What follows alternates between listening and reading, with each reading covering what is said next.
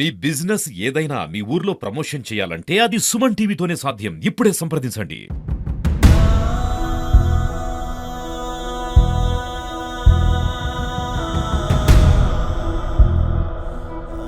ఆమె 100% ఆత్మహత్య చేసుకోదు. ఎందుకు చేసుకోదు అంటే ఆమె కళ కోసం బతికిందన్న. కళ కోసం ఇంటికేం బయటకొచ్చింది. నమస్తే, welcome to Suman TV. Nizamabad జిల్లాకు చెందిన ఫోక్ సింగర్ శృతి తను ఆత్మహత్య చేసుకుంది అనే ఘటన అయితే మనకి సోషల్ మీడియాలో వైరల్గా మారింది. అసలు ఏం జరిగింది అనే దానిపైన ఒక్కసారి ఆరా తీస్తే మాత్రం తను ఈ మధ్య కాలంలో ఇన్స్టాగ్రామ్లో ఒక వ్యక్తిని అయితే తను ప్రేమించడం జరిగింది, ప్రేమించి పెళ్లి చేసుకోవడం జరిగింది.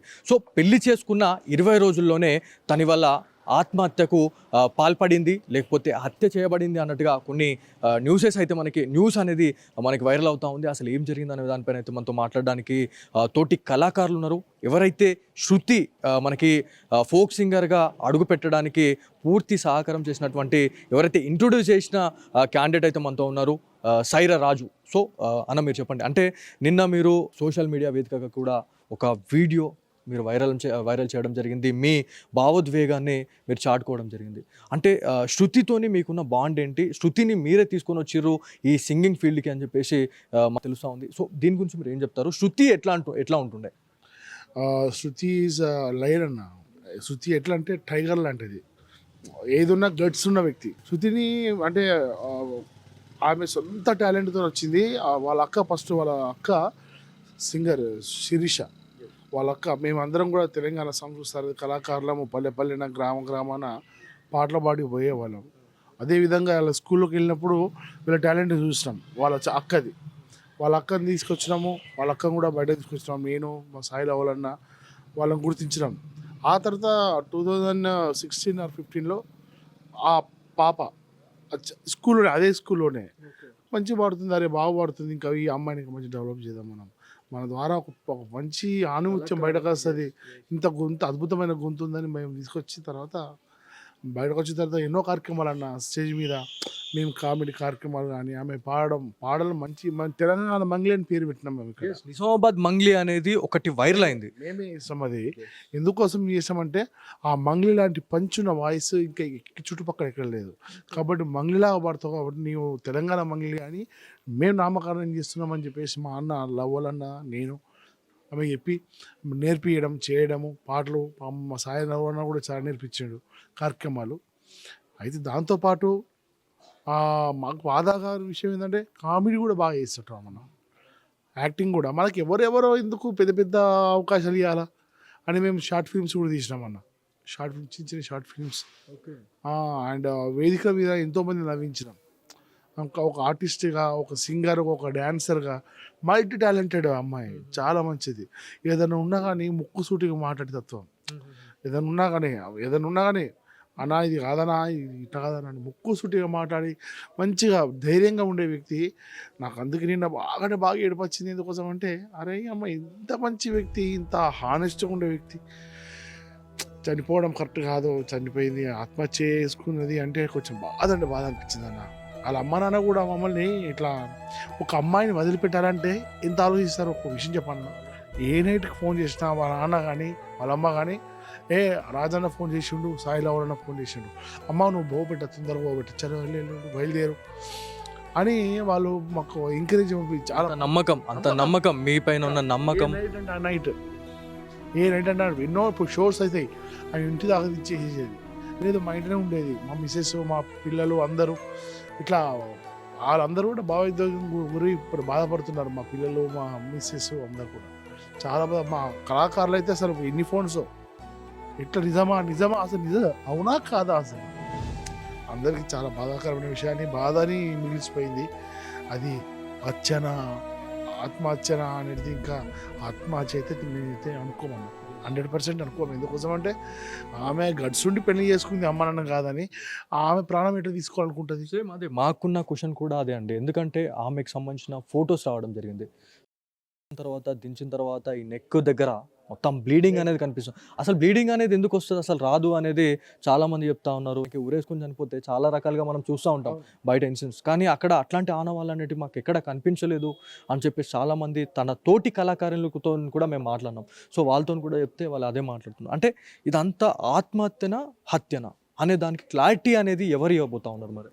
అన్న ఇప్పుడు మేము అందరం కూడా ఇప్పుడు అప్డేట్లు ఉన్నాం, ఫోన్ చేస్తున్నాం, పోస్ట్ మార్టం అయిందా కాలేదా, ఏదైనా సరే సైన్స్ నమ్ముతాం మనం, మన ఊహాగానాలు కూడా నమ్మలేం. కాబట్టి ఏమైతే అనుకుంటున్నాం ఆమె మనస్తత్వ ప్రకారంగా ఆమె ఉండే విధానాన్ని బట్టి చూస్తే ఆమె 100% ఆత్మహత్య చేసుకోదు. ఎందుకు చేసుకోదు అంటే ఆమె కళ కోసం బతికిందన్న, కళ కోసం ఇంటికే బయటకు వచ్చింది, కళనే నమ్ముకున్నది, కళ కోసం ఉద్యోగాన్ని బయట వదిలేసింది, ఉద్యోగాన్ని ఇట్లా తూచాక వదిలేసేసి అంటే కళ అంటే అన్న ఒకరోజు ఉండొచ్చు, ఒకరోజు పువ్వు ఉంటుంది, ఒకరోజు ఉండదు అన్న, ఒకరోజు అన్నం ఉంటుంది, ఒకరోజు ఉండదు, అంటే రోజు కూడా వర్క్ ఉండదు కదా అన్న, రోజు షోస్ ఉండవు కదా.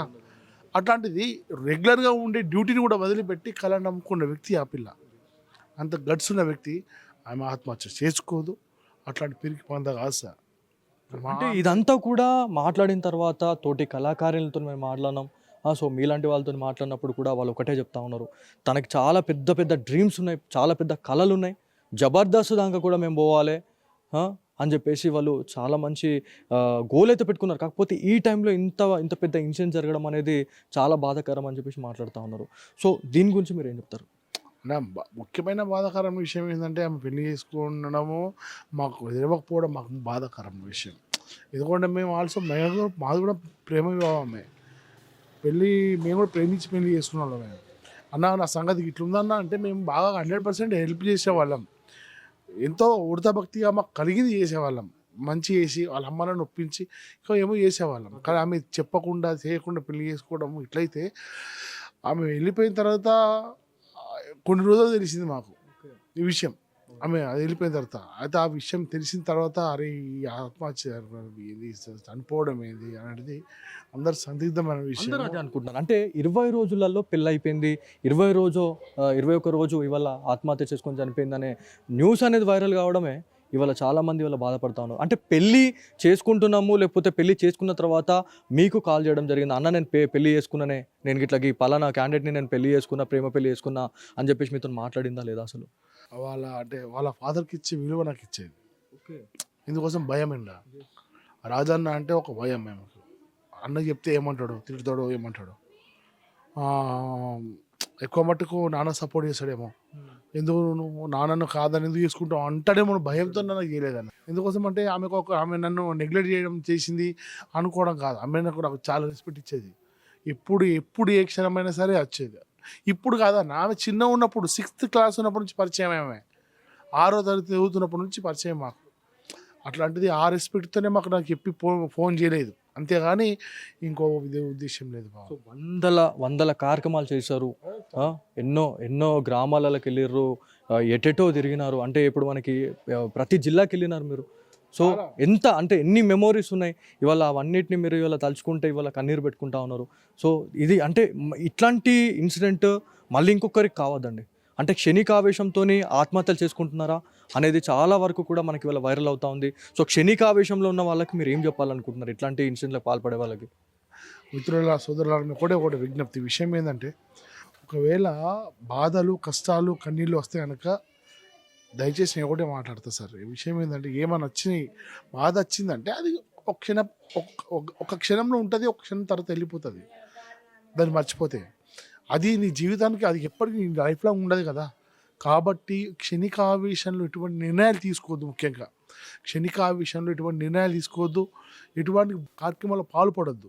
కాబట్టి తల్లిదండ్రులను, స్నేహితులను, నిన్న నేను సోషల్ మీడియాలో ఇదే విషయం చెప్పిన, నీ మిత్రుల్ని అందరినీ గుర్తుంచుకోవాలా, అందరినీ గుర్తు చేసుకోవాలా, ఏదైనా ఉంటే షేర్ చేసుకోవాలా, బాధ ఉంటే షేర్ చేసుకోవాలా.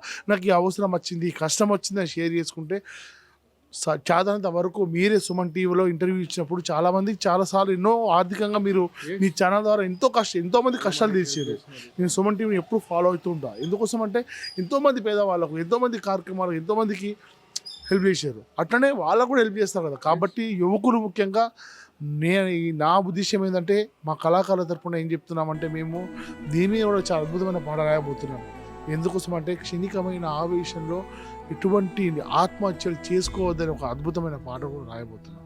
ఎందుకోసం అంటే ఈ యువత చాలా ఇప్పుడున్న సమాజంలో సార్ మునుపటికి ఇప్పటికీ బాగా మారిపోయింది, బాగా చేంజ్ అయిపోయింది. ఇప్పుడు ఆవేశాలు ఎక్కువైపోయినాయి. కానీ మా శృతి విషయంలో ఆవేశపడి చేసుకున్నది కాదు అని మేము నిర్ధారిస్తున్నాము. ఒకవేళ అంటే ఇది హత్య అని చెప్పేసి తెలిసిన తర్వాత వాళ్ళపైన ఎట్లాంటి చర్యలు తీసుకోవాలని చెప్పేసి మీరు పోలీస్ డిపార్ట్మెంట్కి చెప్తా ఉన్నారు, తెలంగాణ స్టేట్ పోలీస్కి మీరు ఏం చెప్పాలనుకుంటున్నారు ఈ విషయం గురించి? అయ్యా ఒకటే విషయం, ఒక ఆడపిల్లకు అన్యాయం జరిగితే నిర్భయ చట్టం వచ్చింది. దాని ద్వారా కొన్ని వందల మందికి కళ్ళు తెలుసుకున్నాయి నిర్భయ చట్టం ద్వారా. ఒక అమ్మాయికి పెళ్ళైన తర్వాత ఒక అబ్బాయిని నమ్మొచ్చిన తర్వాత చంపేస్తే అతనికి ఎటువంటి శిక్ష అయ్యాలో ప్రభుత్వానికి వదిలేస్తున్నాం. ప్రభుత్వానికి తెలుసు, గవర్నమెంట్కి తెలుసు, కాబట్టి చట్టం పని తనకు చేసుకుంటూ పోతుంది. అతనికి ఎటువంటి కఠినమైన శిక్షణ వేయాలని మేము ఖచ్చితంగా కోరుకుంటాం. ఎందుకోసం అంటే మా శృతి పోయిన శృతి మళ్ళీ రాదు మాకు. కాబట్టి ఉన్నవాడికి ఈ శిక్ష పడడం ద్వారా లేని వాళ్ళు చేసుకునే వాళ్ళకు కూడా భయం పుట్టాలి. హత్య చేస్తే ఇటువంటి పరిస్థితి ఉంటుంది అనే విషయాన్ని వేరే వాళ్ళకు కూడా కలవాలనే విషయం మేము కోరుకుంటాం. అంటే ఈ మధ్య కాలంలో సోషల్ మీడియా ప్రభావంతో చాలామంది కూడా ఇట్లాంటి మీట్స్ అనేవి జరుగుతూ ఉన్నాయి, లేకపోతే ఫ్రెండ్షిప్ నుంచి లవ్ ట్రాక్కి వెళ్ళిపోతూ ఉంది, లవ్ చేసుకున్న తర్వాత పెళ్లి చేసుకుంటా ఉన్నారు, కొన్ని నెలల్లోనే కొన్ని సంవత్సరాల్లోనే వాళ్ళు ఆత్మహత్య చేసుకుని చనిపోతా ఉన్నారు. సోషల్ మీడియాలో ఇట్లాంటి వాళ్ళ గురించి మీరు ఏం చెప్పాలనుకుంటున్నారు, ఇట్లాంటి ఇన్ఫ్లుయెన్సర్స్ గురించి? అందరికీ చెప్పేది విషయం ఏంటంటే కొద్ది రోజుల ప్రేమ కొద్ది రోజులే ఉంటుంది సార్. కొద్ది రోజుల ప్రేమ, కొత్త పరిచయాలు కొత్తగా మిగిలిపోతాయి, పాత దాకా ఉండవు. అయితే ప్రేమ అనేది అండర్స్టాండింగ్ కోసం చేసుకుంటాం. అది తొందరలో ఒక క్షణంలో పుట్టి ఒక క్షణంలోనే నెల రోజులు ఉన్న యువతకు చెప్తున్నా ముఖ్యంగా అబ్బాయిలకు కానీ అమ్మాయిలకు కానీ ప్రేమించుకోవడం అంటే ఒక వారం రోజులు ప్రేమించుకోవడం, నెల రోజులు ప్రేమించుకొని సంవత్సరం ప్రేమించుకోవడం కాదు. మీరు విడది అని కొన్ని సంవత్సరాలు మీరు గడపాల. అమ్మ నాన్న కోసం వెయిట్ చేయాలా, అమ్మ నాన్న మీకు అంత ఆరం ఉంటే కూడా అమ్మ నాన్న కోసం వెయిట్ చేయాలి, అనుమతి కోసం వెయిట్ చేయాలి. అండర్స్టాండింగ్ అంటే ఒక్కో రోజు 2 రోజులు, నెల రోజులు, 3 రోజులు కాదు. ఎందుకోసం అంటే ఇలా పెళ్ళి అంటే సార్ అటు 7 తరాలు ఇటు 7 తరాలు అంటారు కదా. నేను కూడా ప్రేమ వివాహం అంటే అటు 7 సంవత్సరాలు ఇటు 7 సంవత్సరాలు ఆగాల. ఆగితేనే దానికి బాండ్స్ గట్టిగా ఉంటాయి, పిల్లర్స్ బాగుంటాయి. కష్టం వచ్చినా నష్టం వచ్చినా మనం తట్టుకోగలుగుతాం. కాబట్టి ఎప్పుడు కానీ క్షణికమైనటువంటి ఇది కూడా క్షణికమైన ప్రేమ అనార్థమే. క్షణికమైన ప్రేమలు కూడా అనార్థం అని నేను విశ్వసిస్తాను సార్. ఇదండి మొత్తానికి నిజామాబాద్ జిల్లాలో ఎవరిని కదిలించినా కూడా ఇవాళ కన్నీరు మున్నీరు అవుతా ఉన్నారు. సో అన్న గురించి మాట్లాడుకుంటే అన్న లేనిదే శృతి లేదు. నిజంగా చెప్పాలంటే తినే ఇవాళ ఆ శృతిని బయటకు తీసుకురావడం జరిగింది. ఆమె సాయిల ఓలా, అదేవిధంగా రాజు, సో ఇద్దరు కలిసే శృతిని అయితే ఇంట్రడ్యూస్ అయితే చేయడం జరిగింది. వందలాది కార్యక్రమాలు అండి. సో స్టేజ్ పైన కావచ్చు, లేకపోతే ప్రతిదీ కూడా వాళ్ళు ఊరూరు గ్రామాన తిరిగి ఇవాళ ఒక పేరు తెచ్చుకున్నారు. కాకపోతే ఇవాళ నిర్దాక్షిణంగా శృతి వీళ్ళని వడ్లిపెట్టి వెళ్ళడం అనేది ఇవాళ జీర్ణించుకోలేకపోతున్నాం అని చెప్పేసి తోటి కళాకారులు అయితే ఇవాళ బాధపడుతూ ఉన్నారు. సో ఇట్లాంటి ఇన్సిడెంట్లు మళ్ళీ పునరావృతం కాకుండా ఉండేందుకు ప్రతి ఒక్కరు ఆలోచించాలా. క్షణిక ఆవేశంలో ఆత్మహత్యలు చేసుకుంటున్న వాళ్ళు కావచ్చు, లేకపోతే ఇన్స్టాగ్రామ్లో ఇట్లాంటి ప్రేమ పెళ్ళిళ్ళు ఫ్రెండ్షిప్ నుంచి అదొక లవ్ ట్రాక్ వెళ్ళిపోతూ ఉంది, లవ్ ట్రాక్ నుంచి పెళ్ళిళ్ళ దాకా పోతూ ఉన్నారు. 1 month 2 months 1 year.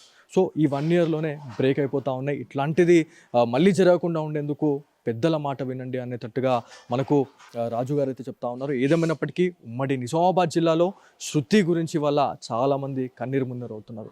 ఎందుకంటే తను ఒక గోల్ పెట్టుకున్నారు, ఒక కళ. ఆ కళ కూడా ఇవాళ నెరవేరకపోవడం ఇది ఇలా చాలా వరకు బాధాకరం అని చెప్పుకోవాలి. ఎందుకంటే జబర్దస్త్, శ్రీదేవి డ్రామా కంపెనీ వరకు కూడా వాళ్ళు వెళ్ళాలా, ఆ షో వరకు మేము వెళ్ళాలా అని ఒక సంకల్పం పెట్టుకున్న వాళ్ళు వల్ల ఎట్టుగాని పరిస్థితిలో ఇవాళ మధ్యలో ఇదైపోయింది. సో ఇట్లాంటి ఇన్సిడెంట్లు జరగకుండా ఉండేందుకు ప్రతి ఒక్కరు క్షణికావేశంలో ఏమన్నా మీకు ఏమన్నా అనిపిస్తే ఖచ్చితంగా ఒకసారి ఆలోచించండి. మీ ఫ్రెండ్స్ అండ్ ఫ్యామిలీ మెంబర్స్కి ఒకసారి మీ బాధను చెప్పుకోర్రి, ఎంతనో కొంత తగ్గుతుంది. సో వాళ్ళు ఏమన్నా ఉంటే కూడా వాళ్ళు ఏదన్నా హెల్ప్ చేసే పరిస్థితి ఉంటుంది. సో ప్రతి ఒక్కరు కూడా ఈ వీడియో చూసిన వాళ్ళు మీ ఫ్రెండ్స్ అండ్ ఫ్యామిలీ మెంబర్స్కి అయితే షేర్ చేయండి. కాకపోతే ఇదొకవేళ హత్య అయితే మాత్రం డెఫినెట్లీ పోలీస్ అధికారులే దీనిపైన ఒక యాక్షన్ తీసుకుంటాము, పోలీస్ లా అండ్ ఆర్డర్ పైన అయితే మాకు నమ్మకం ఉంది అని చెప్పేసి నిజామాబాద్ కళాకారులు అయితే నమ్ముతా ఉన్నారు.